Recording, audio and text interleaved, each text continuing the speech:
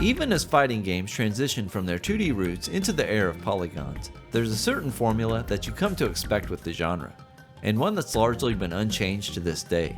But the time of the PS1 was also the time of experimentation, and in 1997, a game was released that looked to turn the fighting genre on its head, one killing blow at a time. Today, we take a look back at Bushido Blade.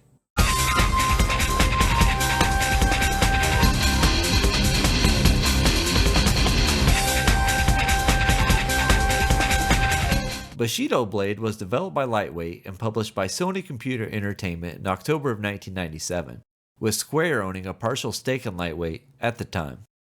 Bushido Blade is a 3D weapons-based fighting game that strips away all the pageantry of its peers, a one-on-one battle to the death, where one well-timed strike can swing the tides of fate.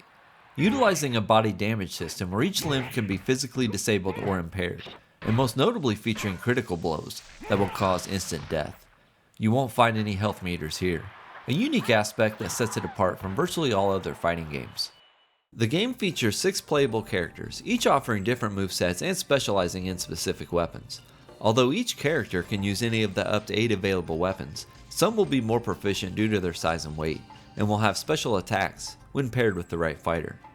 And with 6 game modes at your disposal, there's plenty of action on hand, ranging from your standard 2-player versus mode, a training mode to learn the ropes of the game's combat system, and of course, story mode, which is the game's main single-player campaign. Bushido, or the Way of the Warrior, is a moral code of conduct followed by the samurai, and you must adhere to this code and fight honorably in order to advance through the game's story. Dishonorable actions, such as striking an opponent from behind, will stop your progression in the game. The shame of dishonoring the Bushido code is a fate far worse than death. The game also includes a POV mode that moves things into a first-person perspective, and even offers a gauntlet-type slash mode where you must kill a long line of 100 fighters, one after another. A nice test of skill and patience that adds to the game's single-player lifespan. Bushido Blade attempts to present a more realistic atmosphere, with tranquil environments that highlight its Japanese roots, even excluding music entirely from the game's main story mode and simply relying on the ambient sounds of nature, offering a unique experience from its fighting game peers. While the stripped-down presentation and one-hit deaths can lead to the idea of this being a less complex game, there is a depth to the combat that hides below the surface, while still managing to offer a welcome environment to new players. So let's jump into Bushido Blade and see what it's like to play. Upon loading up, you're immediately struck by the lack of a UI. The typical health bar, round timer, or combo meter you would expect to find are curiously absent, and the first sign that you're in for a rather unique experience. Bushido Blade features no time limits or even rounds. Instead, you're locked into a winner-takes-all battle to the death, where victory is achieved by delivering a lethal blow to the head or chest, instead of whittling away a health bar. But damage inflicted in battle isn't without its value, and is reflected via the game's body damage system. This concept has the character becoming incrementally weakened as damage is incurred. As a character sustains damage to an area of the body, it becomes weaker and weaker until it is non-functional. Damage to an arm will result in much slower attack speed, as the wounded fighter will have to rely solely on their non-wounded appendage, and damage to a leg will drastically reduce that player's mobility, as they lose the ability to stand. But even a severely wounded fighter is dangerous, as it only takes one perfectly placed strike to end the fight. But in true Bushido fashion, when a player has lost the ability to stand, you can surrender by pressing select, honorably allowing your opponent to behead you. Such honor. Training mode tends to be one of my first stops in a fighting game, and here you can choose between the 6 available characters and equip a chosen weapon for each. Sadly, you only have the choice of 3 of the game's available stages, but a couple of my favorites are included. My personal favorite being Executioner's Cove, which has the ocean tide calmly washing up on shore. Pretty cool. This mode is fairly bare bones, as there aren't any other options available, such as an on-screen move list or any way to change your opponent's behavior. They will always behave as they would in any fight. A target dummy option to simply grind out some of the game's special attacks would have been nice.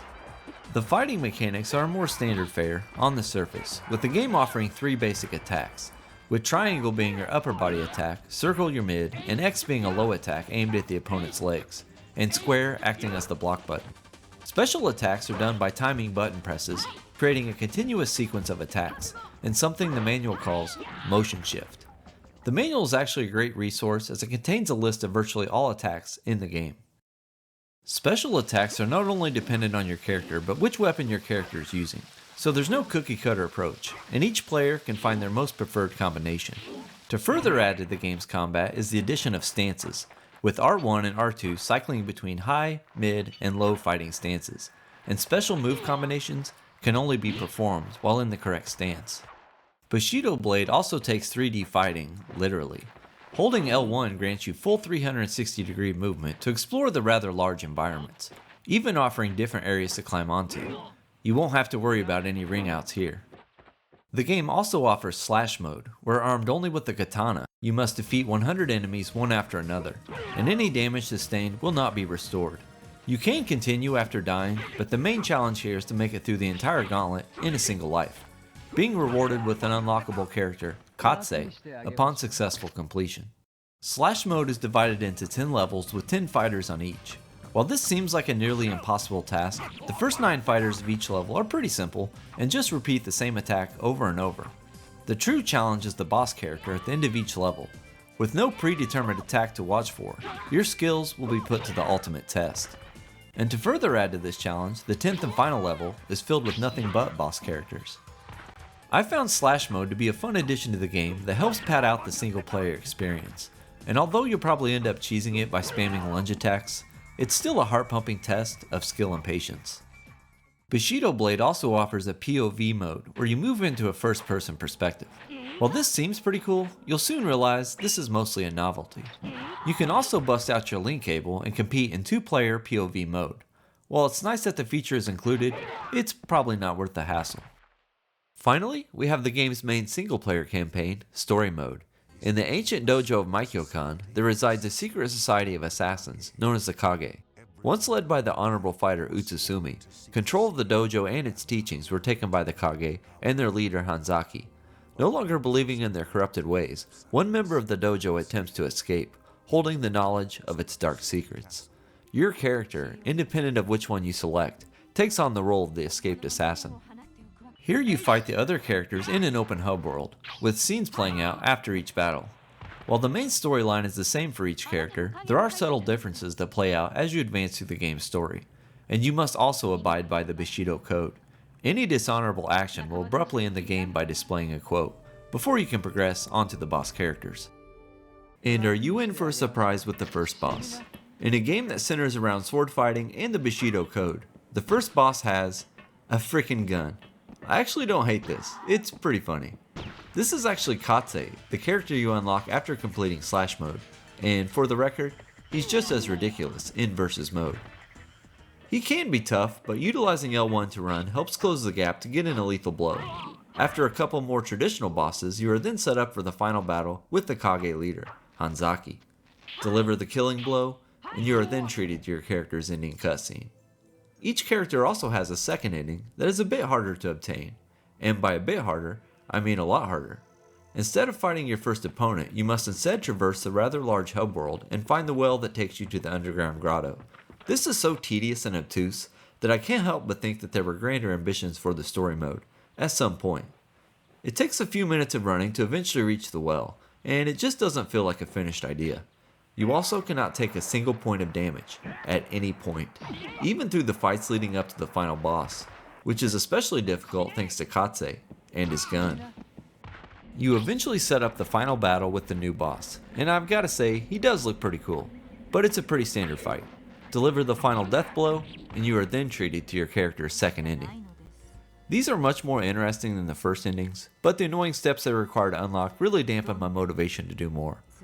The credits roll, and the game is finished.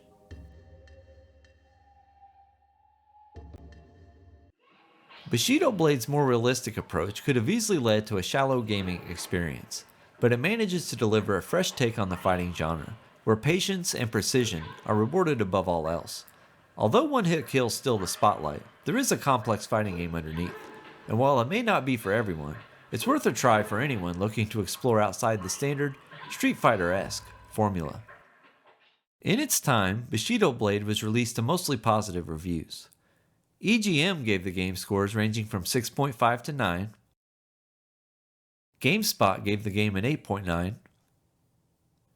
And Next Generation gave the game 5 stars, stating, "While it may not offer arcade-style button mashing or 20-hit combos of other 3D brawlers, it does offer the closest you can get to the real thing, without actually getting cut." So that's a look back at Bushido Blade, a unique take on the fighting game that's only available on the PlayStation.